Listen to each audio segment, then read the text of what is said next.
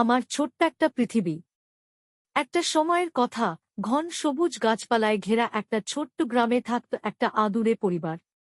পরিবারটাতে ছিল মা, বাবা আর ৩ জন চঞ্চল, খুশিমুখো শিশু।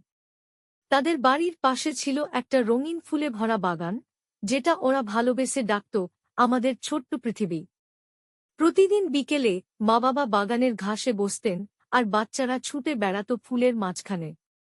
কেউ প্রজাপতির পেছনে দৌড়াত, কেউ ফুল তুলত, কেউ মাটিতে বসে মাটির খেলায় মেতে উঠত। মা বাবার চোখে আনন্দের আলো ঝলমল করত।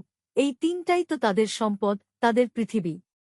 একদিন ছোট্ট মেয়েটি মায়ের কোল ঘেঁষে বসে বলল, মা, আমাদের বাড়ি এত সুন্দর কেন?